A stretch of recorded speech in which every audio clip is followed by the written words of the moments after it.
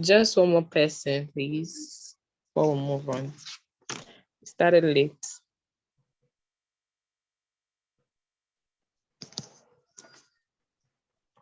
Okay, I'll share mine, which the speaker emphasized on the fact that our CVs are representative, like our ambassador, which is going to be seen even most likely before we get to appear in person, probably for an interview or for a chat. And he emphasized on making our achievements visible, our KPIs visible on our CVs, our competences also, not just putting the things we did on the job as job descriptions. Yeah, those are a few things I like to share. So we'll move on to tonight. I'm excited. I don't know who is also excited with me. Yeah. So okay, that's cool.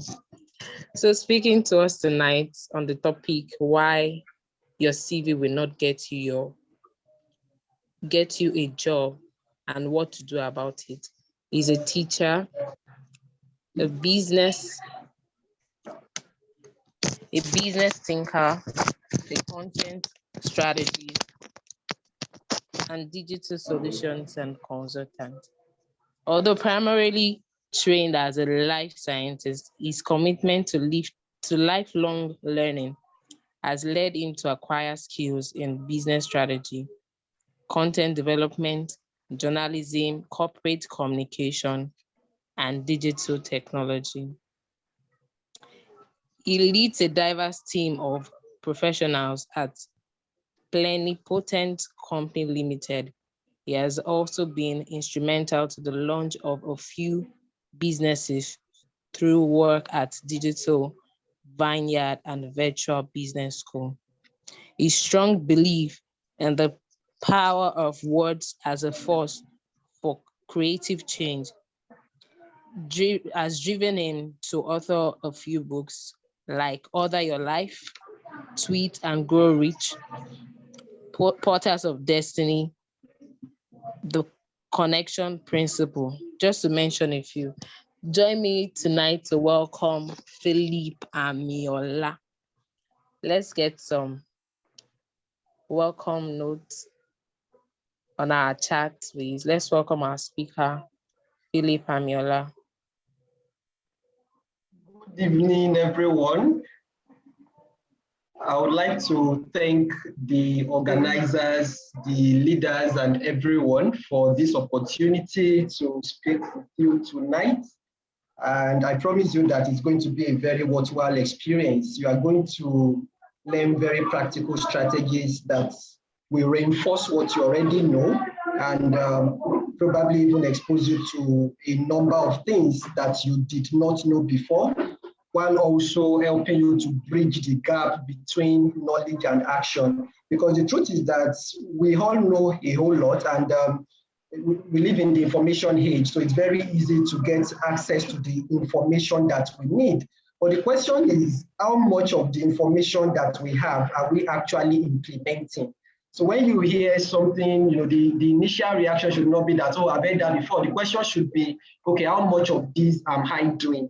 And I believe that the things we're going to be sharing this evening will help us to become doers and not just hearers, so that at the end of the day, we won't have information overload. Instead, we are going to experience transformation. So thank you very much once again. Okay, I would like this to be interactive if you don't mind. If you don't have noise in your background, feel free to unmute yourself. I would like to start by asking, what are your expectations from this session? What do you hope to get? What do you look forward to? And what questions do you have in your mind? Let's take a minute or two to address those before moving on.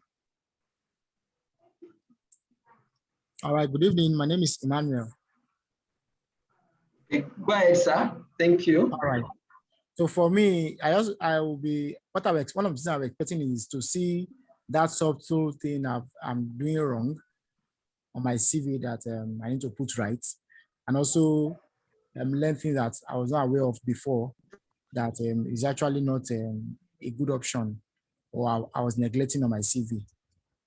These are the two for Okay. me. Okay. Thank you for sharing that with us, Mr. Emmanuel. Do we have any other comment, your expectation, any question that you have, what you are looking forward to?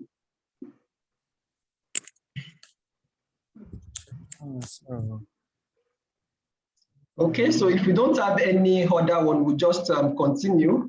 Okay, so I have my presentation here, and but based on what Mr. Emmanuel said, I think we should start with that. Let us start with just a quick look at what a CV should look like, not necessarily the format or template, but a few things that are important. And I'm happy that we had a session on this before, as we also got from the feedback that was shared before now. And some of those things that were mentioned in the feedback about highlighting achievements and all of that, we can see them here. Can you see the CV on my screen? Yes. Yes, we can. Okay, fine. So this is a simple example. It's just one page, except you are a very senior person and you've had lots of years of experience. You shouldn't have a very long CV because people don't even have time. So there's this verse in the scripture, I think is it in Ecclesiastes or Proverbs? I don't remember right now. Find out that every man will proclaim his own goodness, but a faithful man who can find. So everybody knows how to package CV. Even if you don't know how to package it, you can talk to Jobberman or talk to experts to package your CV for you. So there is that general doubt, and I am speaking from the position of I've been an employee and I've been an applicant. I am now a recruiter. I recruit for organizations and I'm also an employer myself. So I am speaking from all of the perspectives. Now, it's easy for anybody to just package CV. We've seen very beautiful CVs and all of that, and you are wondering like, oh, by the time you start dealing with the person, you are wondering like, so why is this person presenting this kind of CV? You think the person has a lot of substance, only for you to find that it's not really as rich. Okay, the person's experience is not really as rich as it seems. Now, but when you look at a CV like this, okay, can you say that we have testimonials? In this left column, testimonials from others, because everybody will blow his own trumpet. But what are other people saying about you? So those are some of the things you can look at. Then in the feedback that was shared before we started, I heard something about sharing, your skills, areas of competence. So when you look at this now, can you see teamwork and leadership, IT skills, very specific stuff. Okay, languages, communication. Then she also talked about KPIs. I heard that also. So can you see very specific KPIs? Say this is my very old CV. Now I don't do CVs anymore, except maybe on purpose when I need to. But this is a very old one. Now I'm not looking for jobs. But can you see the very specific things? So there is no way that you are going to read this that you will not have an impression of, okay, this person knows what he's doing, and this person is not just putting together buzzwords. People use a lot of buzzwords that don't help anybody and that don't really communicate anything. Okay, so you have to be specific in such a way that people can see what you have done, and then they can reach a quick conclusion about you. Now, someone also talked about LinkedIn, about having your LinkedIn profile. Can you see the link to my LinkedIn profile here? Okay, and then all of the other necessary contact details. So just keep this at the back of your mind. We're going to refer to it in the course of the presentation. I hope that helps someone. Mr. Emmanuel, did this give you some insights into the question you asked? Yes, I think them there. Okay, thank you for the feedback. If you don't mind, let us take a very short moment after this for some of our confessions, because getting a job or maybe working and all of that is actually about expressing our potential and about having the right kind of opportunities. And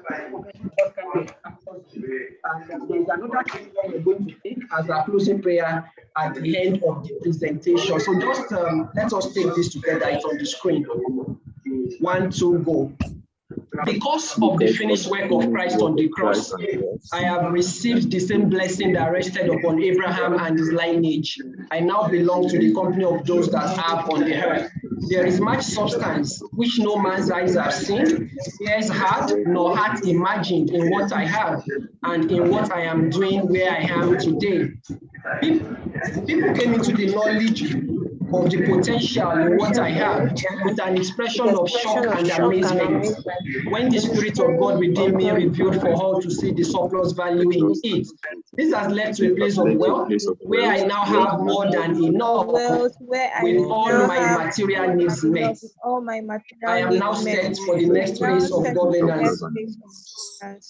I experienced this by first of all taking full ownership of what I had and the place I was, and with an unbroken continuous expression of gratitude and voice of praise, I unleashed my creative energy.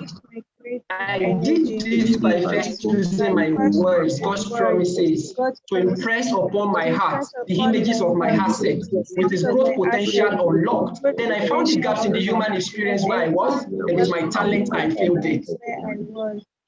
I constantly declare to my assets that as my seed, you have multiplied as the stars in the heavens. And to the spirit within, I say, you have breathed life into my seed.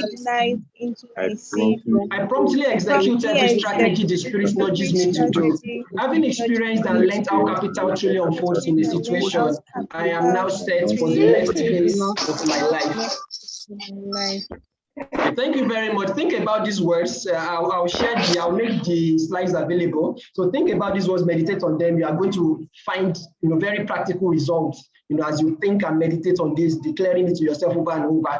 Okay, so going into our session for tonight, okay, I want us to start by understanding that getting a job is just like selling a product. You have a product that you want to sell. Nobody is going to buy a bad product, and nobody is going to reject a product that comes with a good price and comes with tremendous value. Okay, if you have a product, okay, so for example, you want to buy, okay, let me use my laptop as an example. Okay, when I was going to get this laptop, I went to the store 3 times. Because when I got there, various stores in Computer Village and Ikeja City Mall. And at the first day, I was like, no, this is too expensive. I'm not going to. Then the second, I wanted to be sure that I got a good price. But the point is, I had never spent that. I had never spent that kind of amount on a device before. That was the most expensive I'd ever bought a laptop. But the truth is, the laptop has made its money over and over and over and over again. So even if I had bought it 2 million naira, for example, it would not have been expensive. Now, it might look like huge money, but if I bought it for 2 million naira and it has made me 20 million, it's a no-brainer. Now, it is the same way when you are looking to get a job or when you are in between jobs. So there is a cost-benefit analysis that you must be aware of. Employers are always thinking, oh, what is the cost of getting this person on board? Okay, and what are the benefits that we are going to derive if this person joins the team? Some people are going to join the team and they just create new problems. Whereas some will join the team and then they make your life easier, they make the company grow. So you need to ask yourself, what benefits am I even going to have to the organization? And interestingly, many people, applicants, they think that the cost to the employer is the salary. There is a whole lot of cost beyond the salary. There are benefits. Apart from the benefits, there is the space that you take in the office. There are a lot of other costs. So to employ one person, it takes a lot, of headache on the part of the employers and sometimes also on the part of the recruiters. So you need to build so much value to the point that the value you are bringing on board is going to far outweigh the cost. And when you are that kind of person, opportunities will always open for you. I remember, for example, Dr. Okonjo-Iweala, when she left the World Bank, to Nigeria to serve as Minister of Finance, at the time that she was going back, there was no position, there was no open, position as it were. They created a position that was not existent before. They created it for her because they just wanted this woman on the team, because she's a person of value. And that is the level that we all should seek to get to, where people know without a shadow of a doubt that, okay, this person coming on board is going to add to us, is going to help us to scale, help us to multiply, okay, and not going to bring in problems. Now, And that's one of the reasons your CV is not going to get you a job, because anybody can put anything on a CV, but what can you really do? Okay, the CV just tells us what you can do, but what you need to be doing is to show us what you can do. It's not just about telling. Anybody can, like we say, talk is cheap, but how can you show what you can do? And that's what we're going to be looking at in this presentation. So the alternative approach that I am presenting, that is what can you do about it now that you know that your CV is not enough to get you a job. What can you do about it? I've called it the 3 C's strategy. The first C is for create, okay, then the second C is for communicate, and the third C is for connect. Okay, so you need to learn how to create value, then how to communicate the value that you are creating. Then you need to also have the right connections. You need to make the right connections, and that is why a platform like this is excellent. A community, like this. So you need to, plug into the right communities, then also connect with decision makers. Okay, those that can help you achieve your goal of getting your dream job. Okay, so those are the 3 things you need to keep in mind as we go on, and we're going to expatiate on that. I would like to give a few examples to show how this works. Now look at the example of David, for example. Let's start with David. Okay, David was taking care of his father's sheep, back there, in the wilderness. Nobody cared about him, but he was doing it with so much dedication that even when a lion came, the average person would have said, "Hey, lion," and then just run away. Now, if you were a shepherd or you had a child that is a shepherd, and then the child just runs home and told you, "Oh, a lion came and then I escaped," what are you going to tell the child? Are you going to blame the child for escaping? Yeah, don't worry. I will commend the child. We are going to commend the child that, hey, you escaped. But this did not happen once. It happened at least twice. We don't know if there were other instances that were not recorded. But this guy went after a lion and killed the lion, went after a bear and killed the bear, and he most likely wasn't being paid for that. Okay? So that's it's going to take us somewhere where we're talking about this alternative approach. Now, it's not about getting a job, really. Many people are looking for jobs, and you may not always get the job that you want, but there is always plenty of work to do. The problem is many people don't really want to work. They just want a job. They just want to make ends meet, and we're going to get there. Why exactly do you want a job? So if you have the right reasons, you will always find some form of work that you can do in the meantime, and that is now going to create opportunities for the kind of job that you are looking for. In fact, bigger and greater opportunities than what you are looking for. Look at David, who we are discussing. Eventually, the nation had a problem. Goliath, they had to, they had a war and all of that, and even the best trained soldiers could not attack Goliath. They could not take him on. But because of what David had done in the backside of the wilderness, he was able to see the weakness, in Goliath. He saw a different picture. He had dealt with a lion, he had dealt with a bear. Nobody cared about him. Nobody even knew. He did all of that in private. But now he was able to solve a national problem, and eventually he became the king. Now, that is a very practical example of how the work that you find to do can lead you to the job that you want to do. And it's very important that you take note of that. The work that you find to do can lead you to the job that you want to do. So it's not always about, oh, this is what I want, this is what I want. It is about, first of all, what can I do? What is available? How can I create value? How can I add value where I am? That's why, that prayer that we prayed, it talks about taking ownership. Okay, I'm taking ownership of where I am right now. Okay, and then I looked at the gaps in the human experience where I am, and then with my talent, I fill those gaps. You understand? So wherever you are, like right now, there are gaps. As we're having this meeting now, there are gaps right now that somebody can fill. I'll give you some examples as we go ahead, but that is the mindset. So when you have that mindset, it will not be long before you get your dream job. Now let us look at another example, the example of Joseph. And I talked extensively about this in my book, The Connection Principle. You can get a free copy on my website, philipamela.org. I'll share that as we go ahead. Now, Joseph also, look at the life of Joseph. He was going to give his brothers food.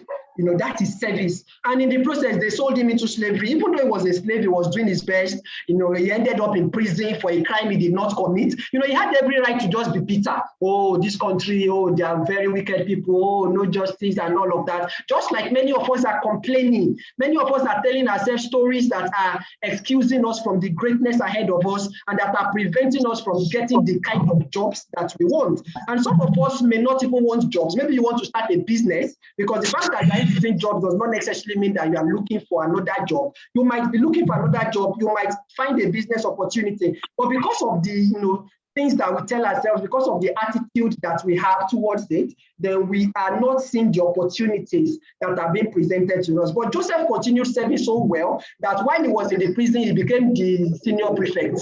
He became senior prefect in the prison. And they said they left everything in his care. Can you imagine that? And he was the one encouraging everybody. Nobody was paying him for all of that, but he kept doing it. He kept doing it, and eventually his time came. Somebody that he helped in the prison recommended him, to Pharaoh, and that was how he became prime minister in a foreign country.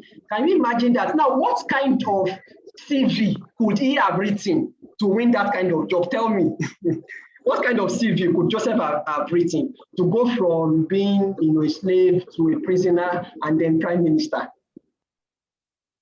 And that goes to tell us that the best jobs, the very best jobs, you are going to get them through referral or recommendation and through volunteering. So we can see that from these examples that we have shared. The example of Joseph, he was practically voluntary and while in the prison. Then the example of David, he was practically volunteering too. And you would notice that both of them had referrals. They were referred. When Saul had a problem, the demon was oppressing him and all of that, they said, oh, we need somebody to be playing music and all of that. Then somebody said, oh, there is a guy, he's son of Jesse, and they recommended him. The same thing with Joseph. So these principles they are valid everywhere and anytime. And recently I was reading a piece by Mr. Bayo Adeyinka. Is a very popular person and an influencer on Twitter. He's a senior banker. Okay, now I believe many of us will know him. I was reading a piece by him, and he mentioned that every job, I think he's on his 7th job now or thereabout, and he said that every one of those jobs came through referrals. Somebody will recommend him, somebody, maybe his boss somewhere will say, okay, I'm going to another place, will you come with me, and all of that. So this is something that if we master this and we adjust our attitude, we're going to find that getting a job is not difficult at all. I usually say that unemployment is a choice.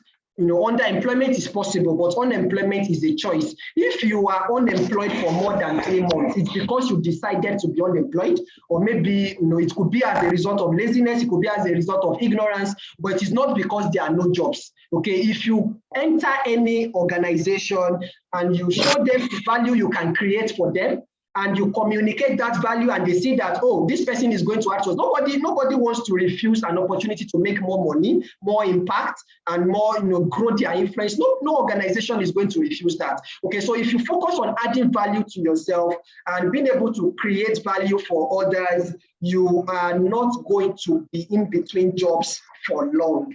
Okay? Is this making sense to anyone? Yes, it is. Okay, Yes, thank you very much. Do we have any questions so far before we move on? Okay, so let's move on. If you have any question, feel free to type in the chat at any time, and feel free to raise your hand also. I don't need to finish before you ask questions. Feel free to raise your hand, and I'm going to pause and take your question. Okay, so the key ideas that I would like to share with us is the first one is that before you even start thinking of getting a job, start with why. Why do I really want a job? And be brutally honest with yourself.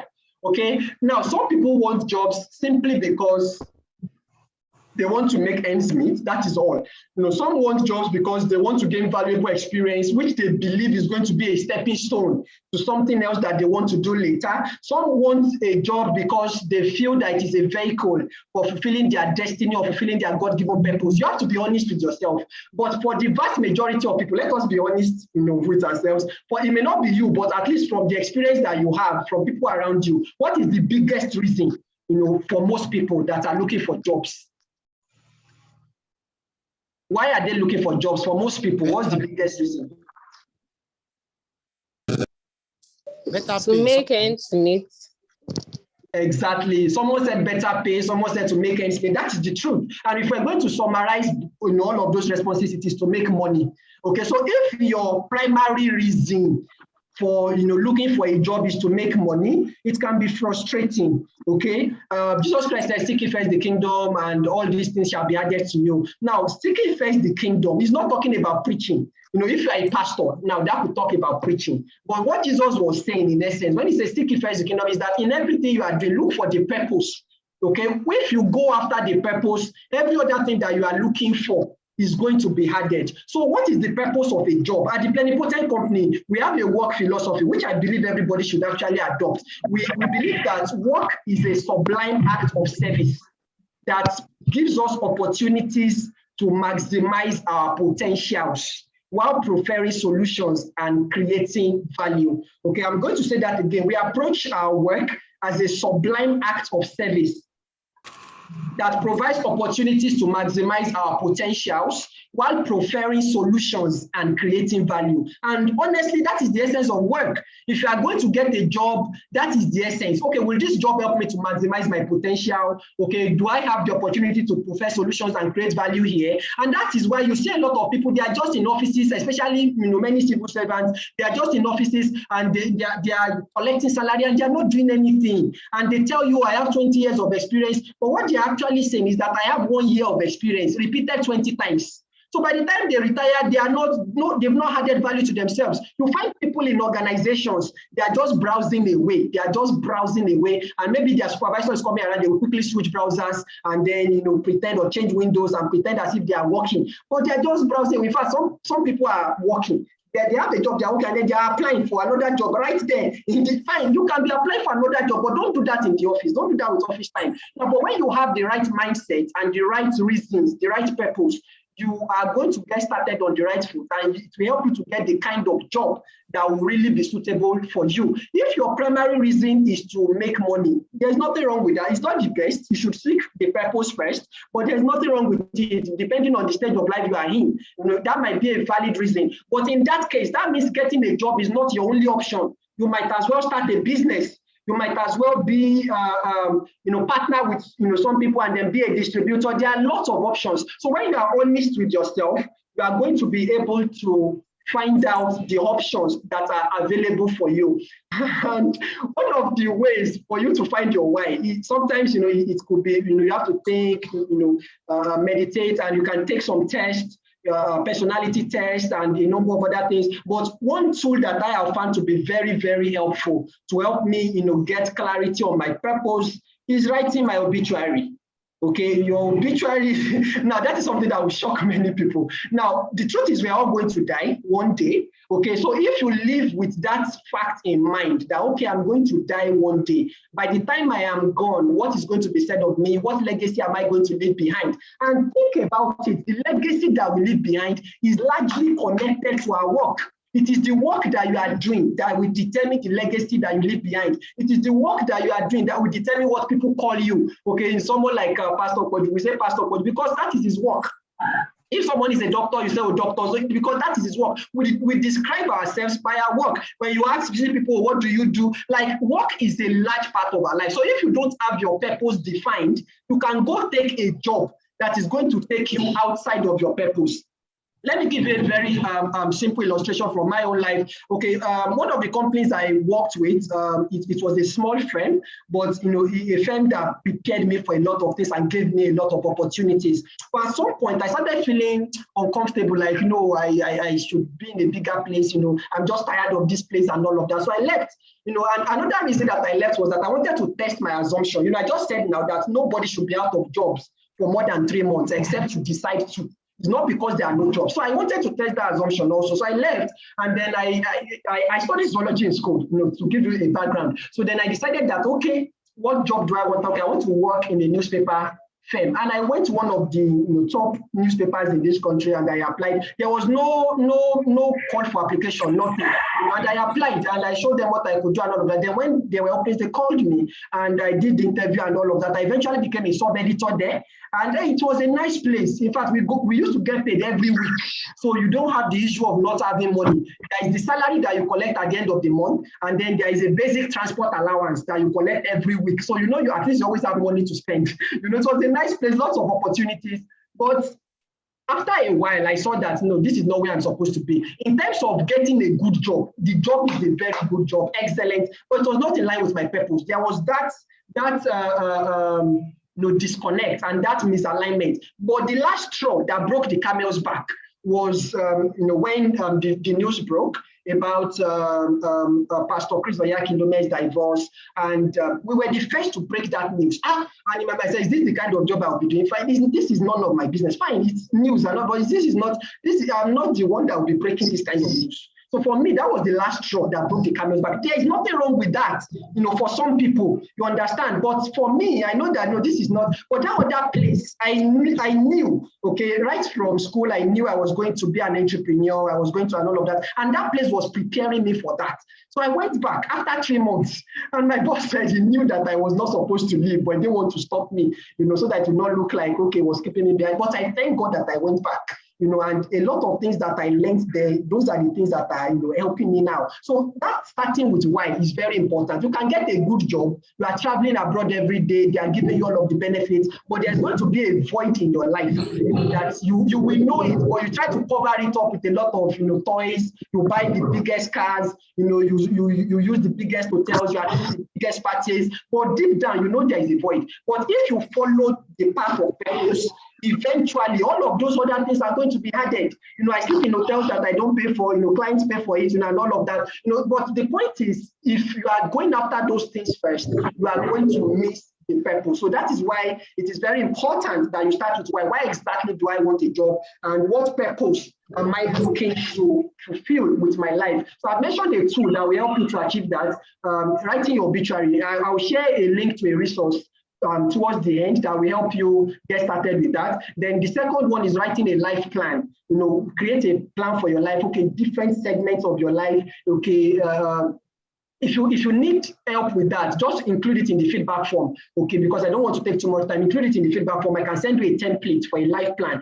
If you have these two tools, you write your obituary and you write your life plan, they will help you to become crystal clear on your purpose. So you are not just looking for any job. I just want a job, I just want a job. No, you are going to be able to get crystal clear. Like I said in the fourth item, you're going to be able to get crystal clear on the kind of job that you want, the kind of role, and the kind of company or organization that you want to work with. Then another important thing is to reverse the lies you are telling yourself. Some people will say, oh, the reason I don't have a job is that I don't have connections. You have connections. You went to school at least. You have friends. Okay, you are in community group now. You have connections there. You have connections. It's about, okay, so instead of telling yourself, I don't have connections, you can change that to, okay, I am going to build the connections and networks that I need to get my desired kind of job. If you are telling yourself, well, I'm not qualified for this job, you don't tell yourself you are not qualified. It's okay, I'm going to, do what I need to do to upskill myself, okay, and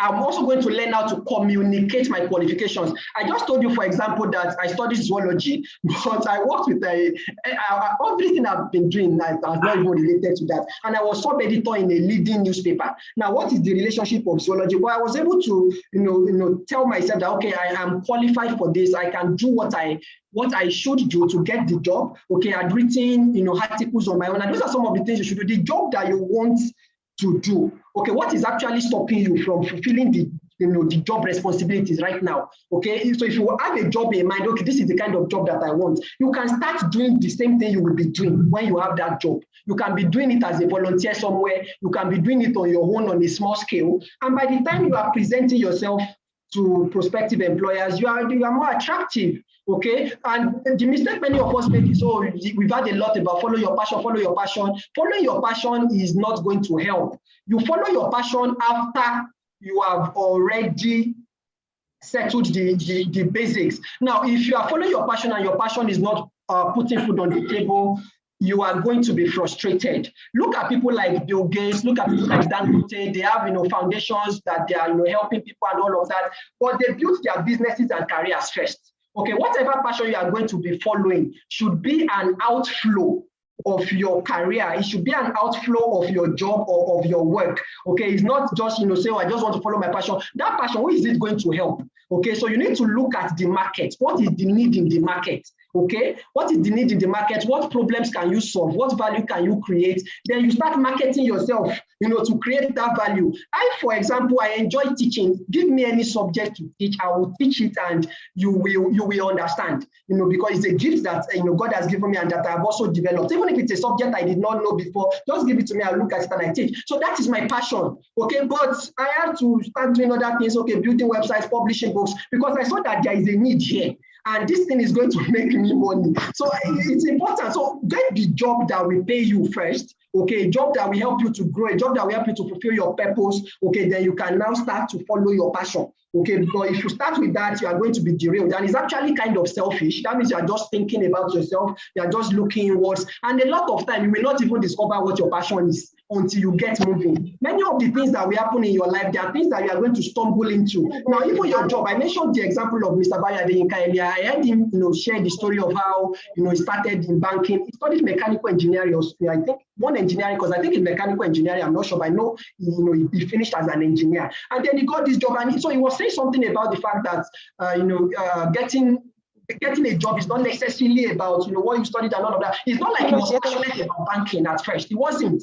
But as he started, and then he developed the passion and he started to enjoy it. But if you start with your passion, you are very, very likely to go wrong and to stay too long in between jobs. Okay, so what are some practical steps that you can take? The first is to create a professional email address, because you're going to be communicating via email. Some people have, you can type in the chat some funny email addresses that you have seen, but have a very professional email address, something like your first name and your surname at gmail.com, your first name _ your surname at outlook.com. Very simple and professional. But if you want to take it further, register a domain name. And these things are not difficult these days. They are very easy. Register a domain name, something like philipaniola.org, and you create an email address, philip@philipaniola.org, and you use that for all of your correspondence and communications. Then have your personal letterhead. Okay, when you're writing your cover letter, for example, put it on your personal letterhead. You can create a letterhead with Canva. It's very easy. Go to canva.com,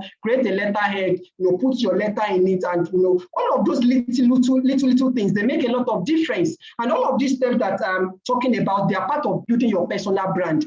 The interesting thing is that everybody is actually building a personal brand, but only a few are building it consciously. So you need to build your personal brand consciously in such a way that you are going to be attractive to prospective employers. Remember what we said, that getting a job is like selling. You are selling yourself, and you need marketing materials to actually sell yourself. That's why I talked about starting a strategic marketing campaign, because I want it to register in our minds that the process of getting a job is actually marketing. Okay, so you are marketing yourself so that you can sell yourself, okay, as a valuable product.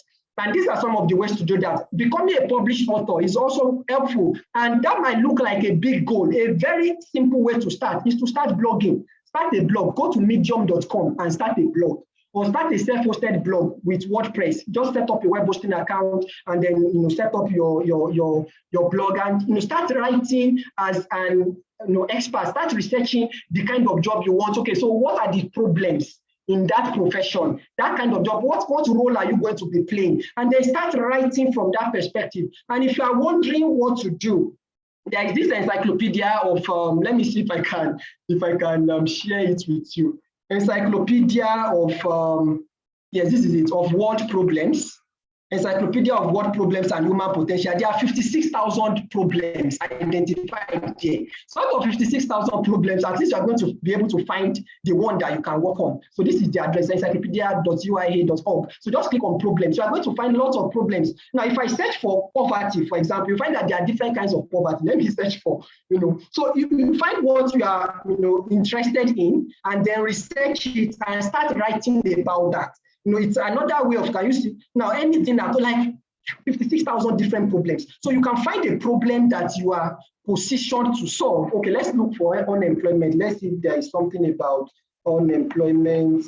Okay, So can you see? So different types of, so like lots of, so even if you just stay on this alone, on this resource alone, and you are finding, okay, so what problems can I solve? And you are searching about it. And the interesting thing is that even the very process of blogging, the very process of writing articles, the very process of combining those articles into a book, as you are doing that, you're already becoming more knowledgeable than the vast majority of people in that field. Because most people don't read, most people don't study, most people don't do research. And when you become an author, you will notice that the word author and authority, they have the same roots. So you are recognized as an authority on that subject matter. So you are more attractive. All of those things within your CV, then you become more attractive. People want to even give you a chance at first. They want to talk to you. And then from there, you seal the deal. You understand? So this is a very practical step that you can take. And it's not difficult. If you somebody will say, oh, I'm not a writer, this and that. See, if you don't learn to write, it may be difficult for you to progress in your career. Even your CV is a form of writing. Your cover letter is a form of writing. So don't say, I don't know how to write. So say, I'm going to learn what I need to learn to write.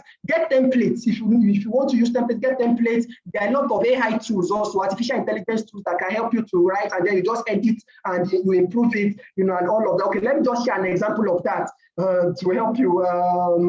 Writer.me, I'm typing it in my browser now. Okay, rytr.me. So yours, sign up, like you can start with the free version. Okay, so ask it to write an article for you or to give you article ideas, and then you modify it. But you make sure it's original, you make sure it's something that you have studied and that you understand. So these are some of the practical steps you can take. These are things that I have done, and these are things that I have seen other people do, that has given them an edge. Okay. Then it's also helpful to contribute opinion articles. It's still part of establishing yourself as an expert, opinion articles and news stories, okay? And let me share an example of that also. This is an opinion article that was written to, on the occasion of International Women's Day by one of my colleagues, Ene. I think she's on this call. Okay, you can say hello in the chat, Ene, if you're on the call. Okay, now, gender equality, not the answer. And this was published by Guardian, by The Nation, by several. Now, this simple article, do you know what it means? It has boosted, the value that she has to have. Now, but if you have all of these things inside you and you don't put it out, nobody knows. And it's not difficult. If you write something that is of public interest value, the newspapers are going to publish it, both in print and in electronic format. Now, this is an opinion article. You can also write a news article. Look at this, for example. This is a news article, okay, for Joe Imade, political leaders promoting disunity, or Nigeria will not break up. Now, this is from a sermon. It was in a sermon. Some of those that are members of the Covenant Nation might remember one sermon where he preached and then he talked about that was the period when everybody was talking about you have to have a second what do they call it now? Plan B. You have to have a plan B. This country, this. It was at that time that he said this, and somebody in church just picked that and then wrote an article and sent it to newspapers. You can do the same for your organization. Now, we talked about identifying the gaps in the human experience where you are in and then filling those gaps with your talent. Now, if you're a writer, for example, or your job, the kind of job you are looking for involves writing. Maybe you are looking for a job in corporate communications, for example. Now, you can look at this webinar that we're having right now and write a new story out of it. But you're writing it in a way that it is of public interest value. You are not promoting yourself. It's not self-promotion. Like this one, you won't find the person's name there. If you check this, it went viral. It's the name of the journalist that did it that you'll find. Now, if you do this, for example, you are building relationship with media platforms, and you know what this means. Now, by the time your organization has, maybe some PR to do or whatever, you are more valuable to them. You help them to get free publicity because you have mastered a relevant skill. So these are some practical things that apply across board. Okay, and I hope that we are going to implement some of them. If you cannot implement all, but if you implement all of these things, you will get your desired job faster than you imagined. Then you can start your own business. Now you can start your own business. It's interesting to me when you talk to people, oh, I want a job, okay, this is how much I'm going to be earning. And lots of people complain about their employers, they complain about their bosses. But the point is, if it is that easy, then you can start your own. And even if it is not easy, start something. Start something, whatever it is you want to be doing as a job. While you are waiting, start it on a small scale as a business. Okay, and there is no job. There are only very few. In fact, there is no job right now that you cannot start as a business on your own. At the very least, you can be a consultant on that subject matter.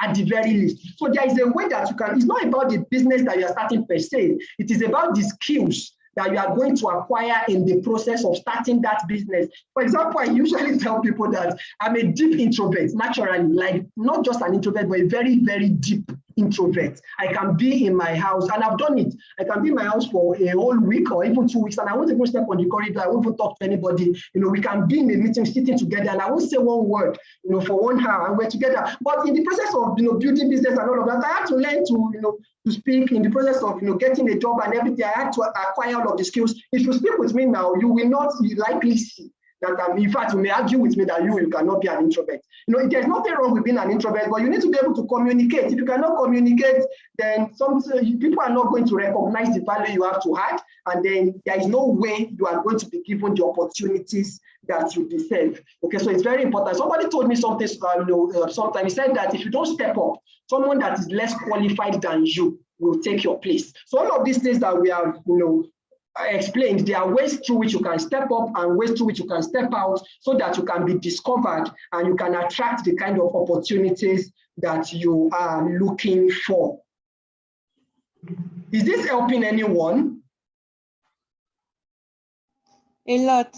Very well, sir. Yes, sir. Okay, thank you for the feedback. Any comments or questions Yes, so far?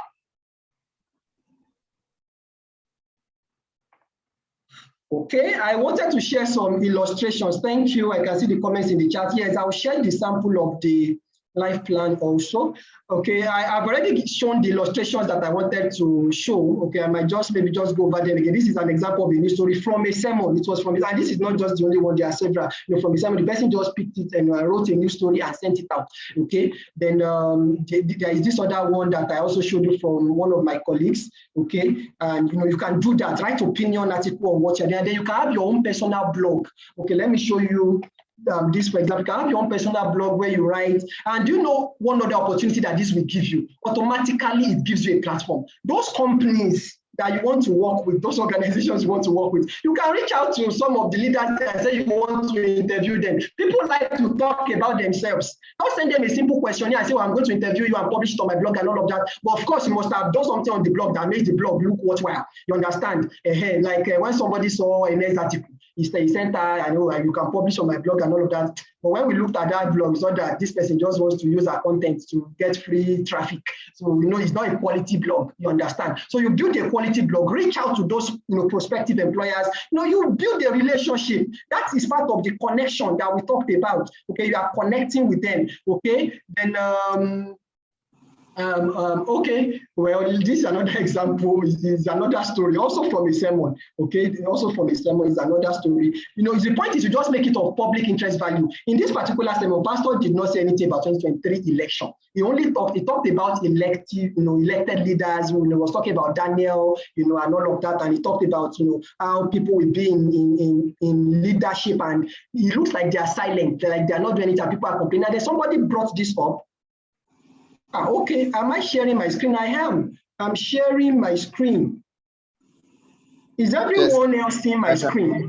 I can see your screen. Okay, We can see your screen. Okay, thank you. So the point is that you have to couch it in reality, in light of the existing reality, so that it be of public interest value. There was a story that we sent out, and they had to say, so this one, you have to pay 30K to get it published. This one is promotional. It was a client that actually asked for it, and I already knew, so I didn't want to be the one to send it. I asked the person that sent it will probably be laughing now. So I asked, my assistant to send it, and then I had to now tell the client, see, this is what they said. So, but this is of public interest value. So he was saying that even what he said in specific terms was that even tips need honest people. That was what he said. And then somebody built a story around that without telling any lie, without exaggerating, but just wrote it in context of the existing situation, because now everybody's talking about 2023, and all of that, and they sent it out, and then different newspapers published it, used their own headlines. So you can do that for your organization, or even for the organizations you are looking to enter. You understand? Follow them on social media. They have an event, do something about it. And I've also shared this. This is also a resource, encyclopedia of world problems and human potential. If you don't know what to do, if you don't know what your passion is, don't start looking for problems and start praying about those problems. Many of us, we take it lightly. The fact that we're Christians, the fact that we have the Holy Spirit, we take it lightly. But if you take this seriously, it's a huge advantage. The Bible says that the Spirit searches all things, the deep things of God. Now, I always tell people that if you have the Holy Spirit and you have the internet, anything anything is possible for you. You are searching the internet, and then you are searching also by the Spirit, and God is going to be leading you to resources, giving you ideas. There is nothing you cannot do. So if you don't know what you are passionate about, come to this encyclopedia and start looking for things that interest you. Maybe women trafficking, whatever. Go search and then start seeing what they have said. Okay, there are some strategies they've already devised. Okay, look at the strategies and start thinking. Start doing the research. If you spend 4 hours every day on this kind of thing, maybe 2 hours in the morning, 2 hours in the evening, or 4 hours stretch, you will be amazed at how far you would have grown and the kind of opportunities you are going to be in a position to attract. So those are some of the illustrations that I wanted to share. Now, if you don't remember anything, remember this, that you must identify the problems that you are uniquely positioned to solve. That is how you are going to get the job. Nobody is going to give you a job just for, because they pity you or just because they feel that they need to fill a role. Okay, so you need to be able to solve certain problems, and you need to be able to communicate your uniqueness. What's different about you? Okay, other people can solve the same problem. How is yours different? And this also applies even if you are starting a business. Okay, so how is yours going to be different? So you need to communicate that, and that is the essence of all of these platforms that you are setting up, putting your words out there. People are going to start to see your kind of character.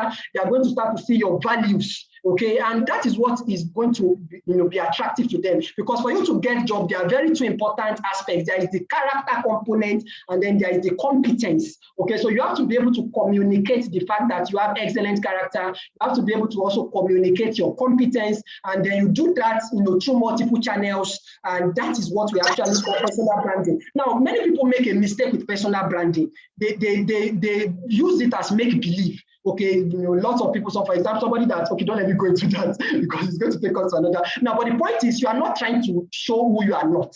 Personal branding is expressing your uniqueness, expressing your essence. Okay, who you really are. Then you are making that clear. Jesus Christ said, nobody lights a candle and put it under a basket, but you put it on a candlestick, so that it gives light to everybody in the house. He says you are a city set on a hill that cannot be hid. So you don't hide. I used to hide, but now I'm no longer hiding. If I'd been hiding, I wouldn't have been called to facilitate this session, for example. So you need to now communicate your uniqueness. Let people see, okay, what you have to offer. It is not by faking it till you make it. People say, oh, no, fake it till you make it. No, that's the wrong approach. The right approach is believe it till you become it.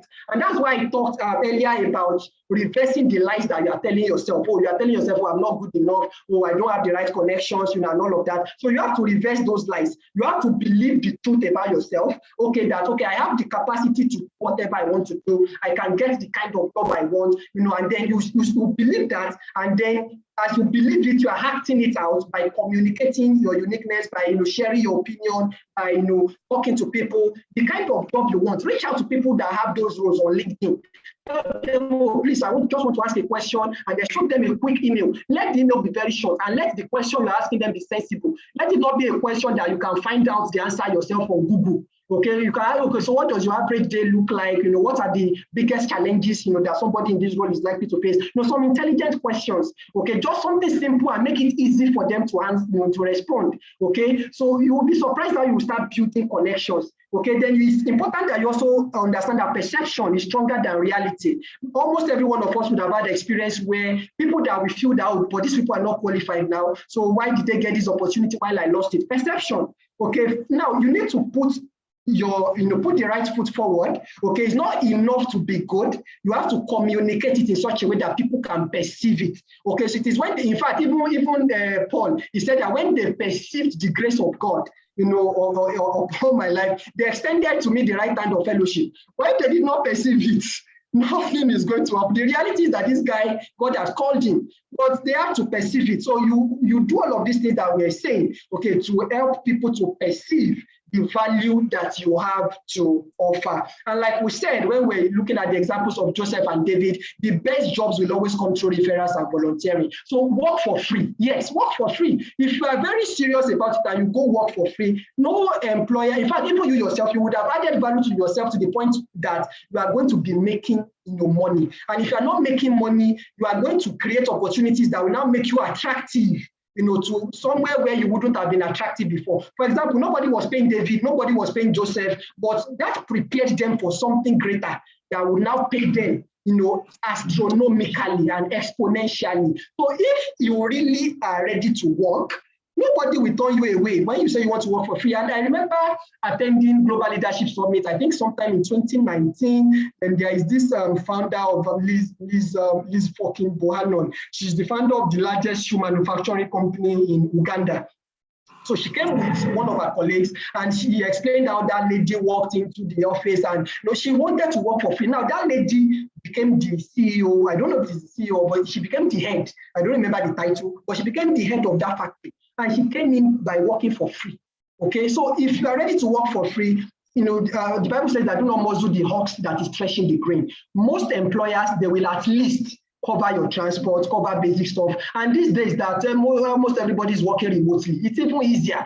So there is nothing stopping anybody. So when you do that, then you are going to be able to get the kind of referrals that you need. And you're also going to prepare yourself for greater opportunities. You will be attracting opportunities instead of looking for them. Opportunities will be looking for you.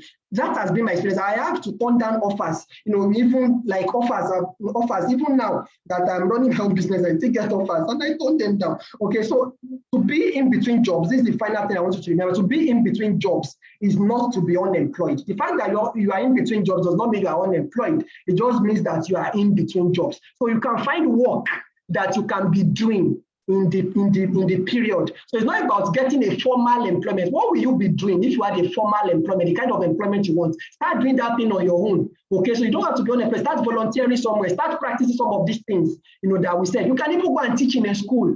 Yes, you can teach, you are a graduate, so there are some things that others don't know that you can teach them. There are some skills you have acquired in life that you can teach others. The point is, you have to be productively engaged at every point in time. You should never be unemployed. You may not have a job, but you can always find work to do. Okay, so and work is what is important. God created man for work. God created us for work. Okay, jobs, it is, we are the ones that define jobs, but there's always plenty of work. In a world of more than 56,000 problems, there's a lot of work to do. Okay, so these are some resources that are going to help you. I talked about the connection principle earlier. If you go to my website, you can just fill in your name and email and then click this. You are going to be able to download the book free of charge. Okay, so that is going to be very helpful for you. It expatiates on the story of Joseph that I talked about, and how you can connect with people that can help you go further faster. Then Getting a Job is a Job. Very excellent book. In fact, this book is a textbook. I have read it. I read it back then by Arosa or Semwegi. You can get it in most bookshops. Very excellent book on how to get a job. Then some of us that are in between jobs may want to start our own business. And even some of us that even after you've got your job, you may want to start a business. You can start your business without quitting your job. Many people will tell you, no, quit your job, this and that. It's not true. Don't quit your job. Your job is a safety net. And for some people, it's actually best for them to just be, it's best for some people to work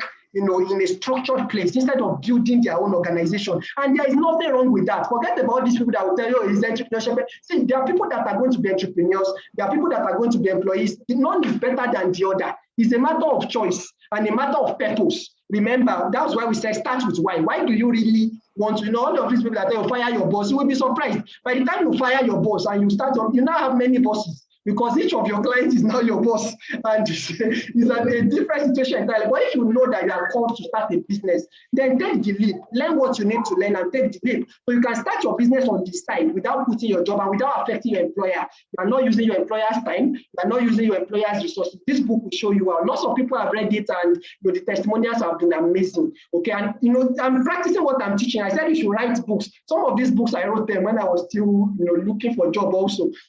Okay, so now everybody that reads this book considers me as an expert on entrepreneurship, which is true, anyway, because like I told you, when you are researching a subject matter, you start to know more about that subject matter than most people. And this book, there was just to show you how this thing helps. Now, in my own case, it is to win a business deal. In your own case, you are looking for a job. So there is this senior person in Lagos business, which he heads an entire department there, and she wanted to work on a project, and I was recommended, somebody, my boss recommended me. That's where I worked before. And okay, after we had the meeting, she was not sure, because these people, they are highly placed people, and before people do business with you, whether they want to employ you, whether they want to engage you on business, whichever way, people need to first know you, like you, and trust you. And you don't do trust in one day. So when I go back home, I just sent her a copy of this book.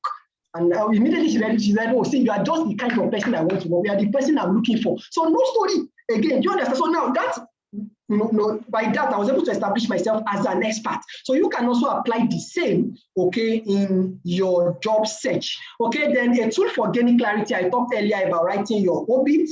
Okay, it's something that you are going to find helpful. Okay, you can get a detailed teaching. I explained, why you should do it. I shared my own example. So when you go to this link, wiseguy.com/obit, there is a dot between I and D. Okay, when you go to that link, you are going to find an audio, teaching that you can listen to, and you understand how writing your obit will help you to gain clarity. And finally, I want to encourage you, please complete the feedback form. It will give me a good picture of how this went. And if you want to stay in touch, maybe you want to receive other resources, mention it. When completing the feedback form, then drop your email. It's optional, but it is highly recommended.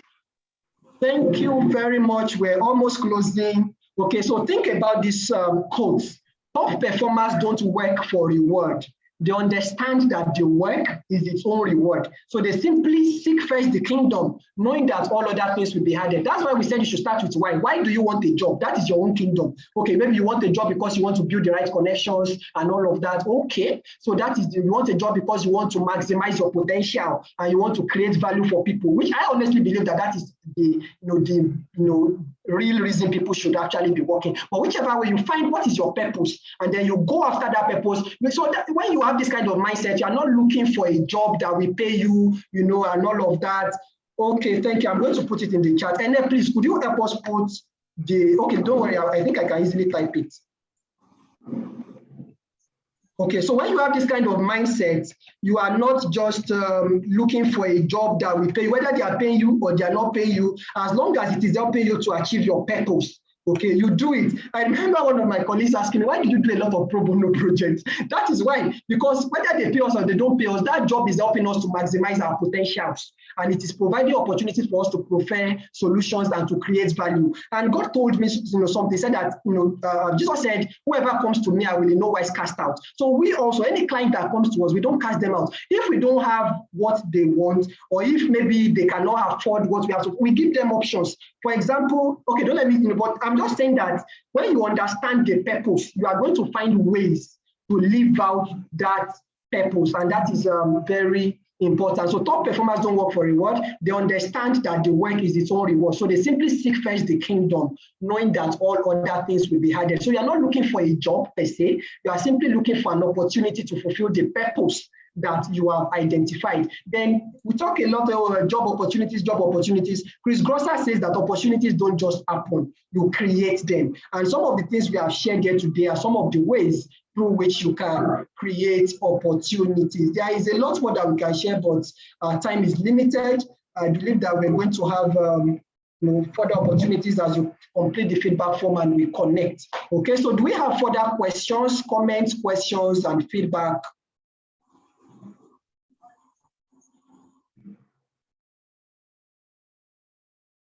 Any comments, questions, feedback?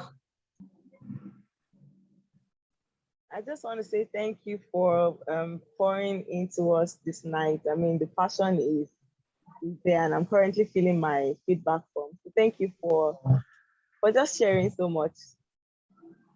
You're welcome. Thank you very much too. Okay, so no other question. Okay, I think people have asked their question when we started. Okay, but you can always reach out. You have my email address on the screen. You have my Twitter handle also, and I follow back. If you follow me on Twitter, as long as you have a profile picture and you have a bio, I'll follow back. Okay, then let's take our closing prayer before I hand over to our host and our facilitators. Okay, so let's take this closing prayer. It's a prayer that if you pray this prayer morning and night for 21 days, you are going to see you are going to see the difference. I'm telling you. And thank God we understand the power of words. Okay, so let us go. I ask my Father for an outpouring of your rain upon the land from which I've taken my offering. I ask for the knowledge of your thoughts, that which I have set my hand upon. Open the heavens and grant me insight and idea. Declare distinction be placed upon my work, for the enabling of my product and the service I render. In addition to this, In addition to this, I Father, ask for the I rain ask of for your the rain of your favor favor upon every upon work every I have work ever I have rendered. ever rendered. I ask I that ask this rain that of this rain favor of favor will cause will the cause voice of the my voice words of to my be work heard on the to be heard streets on the and streets in and in palaces, palaces, that men that and kings men will and be king drawn will be unto me. drawn to And me, by and this, by this my my work work generates great generates great surplus. surplus. I ask that I kings will ask hear that of the kings will excellent hear spirit the of reign excellent has spirit produced, of and they will open great doors great and door grant and grant opportunity opportunity to to me. In Jesus' name, amen. Thank you very Amen. much, everyone. Thank you. Thank you so much. Thank you. sir. Thank you. I'm And really good night. grateful. Thank Thank you. you for so insightful. Thank you. I'm grateful. You're welcome. Thank you too for having me. So we don't have any questions. Can we have quick summary of what we learned from few people? Then let's be sure that we gain something. At least that will sound as a feedback, please. 1 or 2 persons, please. Okay. One of the key things I learned is you should be more professional in your approach. You are not all about the job. If you cannot solve a problem, and you should be able to work for free, volunteer yourself for organizations and have the same line of passion that you are trying to pursue. I used to believe, if not this evening, I used to think one should pursue his passion more, but no. Pursue something that will bring meaning first, then your passion later. You need the money to step up first. So quite a lot of things that I've learned this evening. It was really intense. And I wanted to ask Mr. Philip, how does he manage all this? Like, time management has been a very serious matter for me. How does he shuffle around all of these things? You know, would it be because of the graces he has, or there's something that we need to learn about how he manage his time? We all have 24 hours. How does he manage to do all of this and still have time to mentor people, talk to people, and stir people's hearts toward pursuing their own dreams? Mr. Philip, please, can you quickly help? Wow. Okay, I'll just share a few things. I have an entire teaching on that I can share later. But the most important thing I think we should know about time management is that time management is not practical. You don't really manage time because you cannot manage something that you cannot control. There's nothing you can do, the time is going, so you can't control it. So you can't manage something you can't control. You can only manage yourself. So it is more about self-management instead of time management, managing yourself and managing your energy. We talk a lot about time management, but energy management is actually even far more important, okay? Because there are some things that you can do in the morning. For example, when you have a lot of energy, some people have a lot of energy in the morning. I have a lot of energy in the morning. Some people have a lot of energy in the night. So there are some things that, okay, okay, this takes more energy, so let me do it in the time when I have more energy. Then the things that take less energy, you do those things in the times that, okay, you have less energy. Some people start their day by looking at Facebook and Instagram, and they plan that they will spend 5 minutes. And before you know it, 5 minutes has become 15 minutes. You understand? So you don't do those kind of things. You do the high priority stuff first. So you manage your priorities and you manage yourself, okay, instead of trying to manage time. So what are the things that are important for me? Okay, I identify those ones, then I list them in the order of priority, and then I start. So if you do that, it's a good way to get started with making better use, okay, of the time that you have. I hope that helps. Yeah, that's it. Thank you so much, sir. You're welcome. Wow, thank you so much, sir. Thank you. Do you have any other person? Feedback, questions? Let's be sure we gain something tonight. For me, it's been an eye-opener. It's been exciting. It's been really, really, I can literally touch the passion oozing from him. And any other person, one more person, please.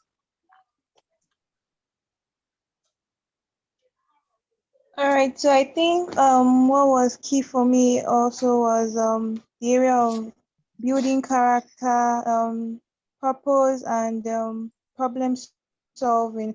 So yeah, while we are probably you don't have that fancy job yet, can also like look for something to do, like try to look for a problem and see how you can also solve it. So you're also like meeting people's needs by, so it's not just necessarily about just probably jumping into something then, but looking at how you can actually provide solutions.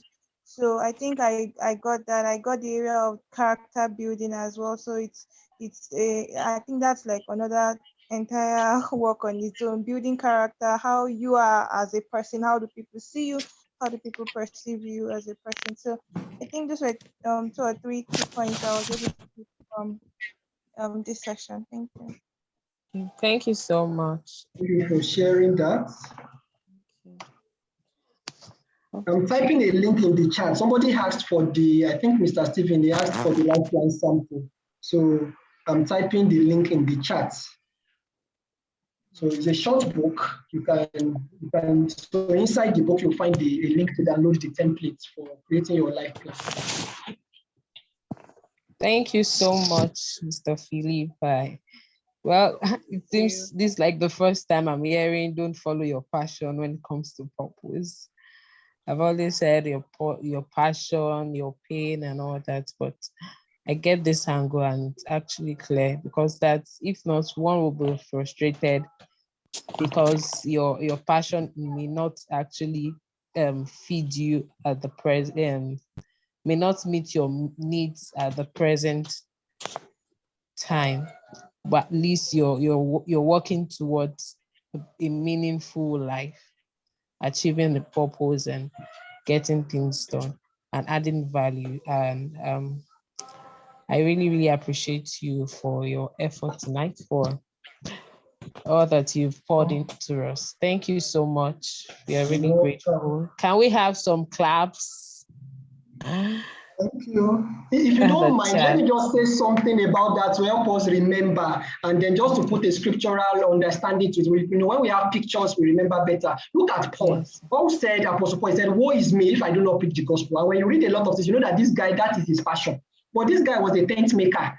Do you think he was passionate about making tents? But he didn't want something that would prevent him from not having money or from asking people that, okay, sponsor me. So he started, becoming a tent maker.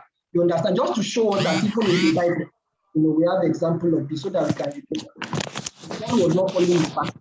Even Jesus, that's like, he came to do what God sent him to do, not to follow his passion. That's why he said, "Okay, it's possible to take this cup away from me." Then he said, "Oh, not my will, but your will." So he submitted to what he needed to do, not what he wanted to do. Yeah. Please, I would like to ask a question regarding this because I've actually seen people in that line where they didn't really follow their passion and eventually they get stuck in that career path.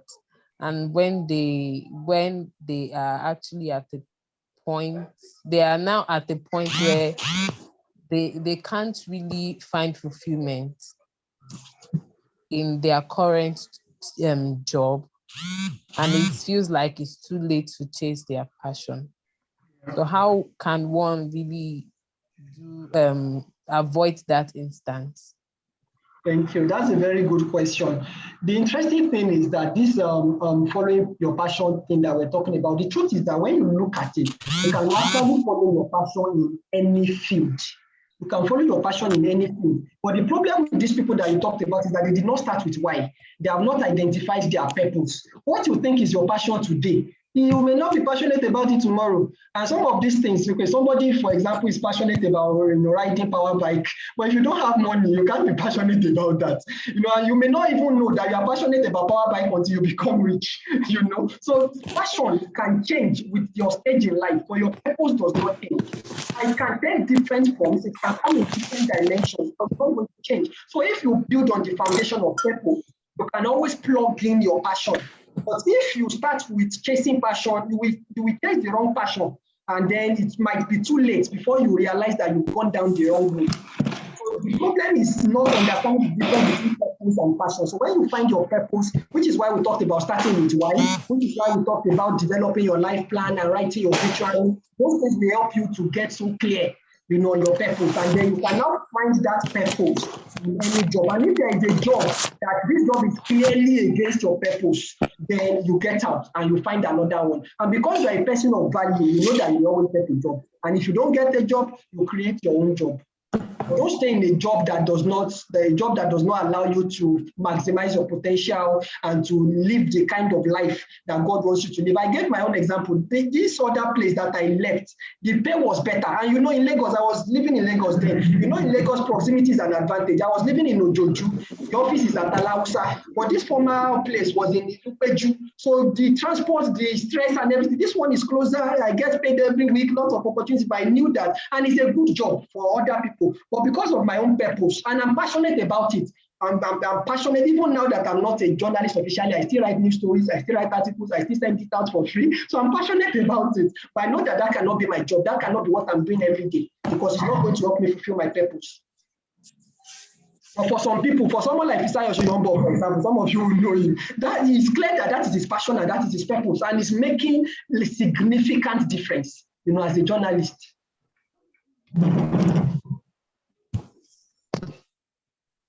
Thank you so much. Thank you so You're much. welcome. I hope I answered your question. Yes, you did. Thank you. All right. So I guess that will be all for tonight. Thank you everyone for joining. Thank you so much. Yeah, Toby. Yeah. Yeah, sorry. So thank you so much, everyone. So I'm sorry, I would have asked this in the group, but I can see a lot of names I'm not even familiar with. So I'm sure that we actually have a lot of people outside the primary group. So I want to ask, maybe 2 people or 3 people can just respond if you would like us to have Mr. Philip again. And if you want us to have him again, what topic or what are the things you would like him to discuss, so that if we'll be having him, he can also plan for that. So let's just have like 2 or 3 people to give us that, whether we should have him again, and if yes, what should he bring up to the table? Yes, please. I would like him to come, and then I think I would like him to talk more on this thing called purpose, because I think that thing it's really coming up more and more these days, and it feels like, okay, so we all have to like discover our purpose and know which line maybe we are actually expected to tread upon, so that we can probably drive and put energy in those areas, like clarity to fulfilling this purpose. Okay, it could be in business, it could be in anything. So for me, I think that's what I would really like to just really understand this purpose thing. Oh, perfect. Great. Thank you, Tim Tokwe. Okay, another person? That's noted. Yeah.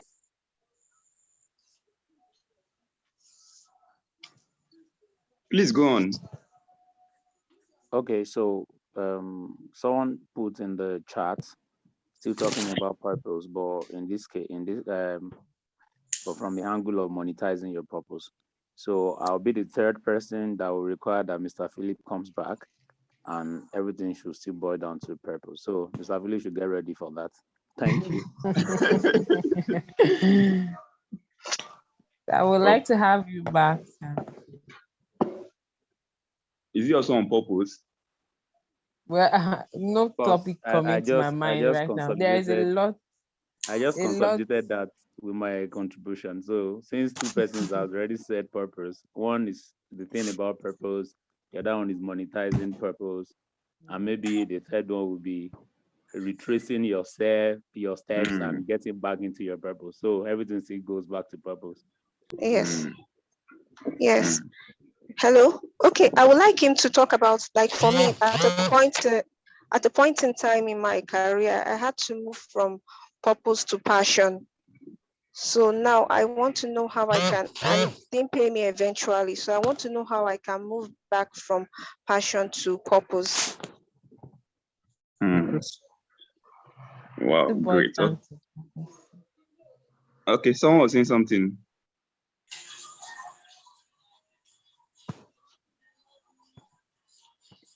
Go on, please. Is raising his hand. So, Mr. sorry, Kolari, go on. apologies. Apologies. That was supposed to be a clap, actually. Oh, sorry, I just I missed. thought I was. Thank you. Yeah, thank you. Okay. Oh, wow. So thank you so much. So that means we all want Mr. Philip to be back. So I'm sure he will communicate that as well, and we'll prepare for that. So so how do we, because I can see some names I'm not really familiar with, how do we get the link across to everyone? I'm not sure every one of us are in the PIBJ group 5,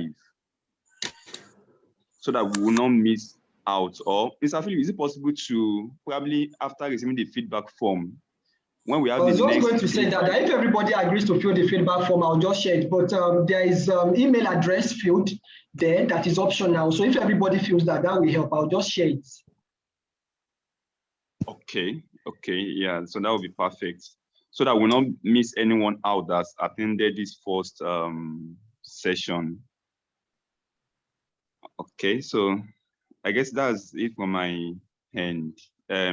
Toby, over to you. Yes, okay.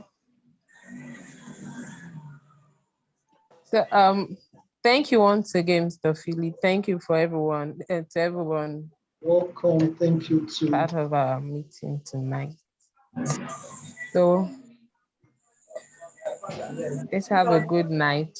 Rest. Yeah, thank you once again. Thank you for having me. Thank you for wanting to have me back. Thank you for the engagement. Good night.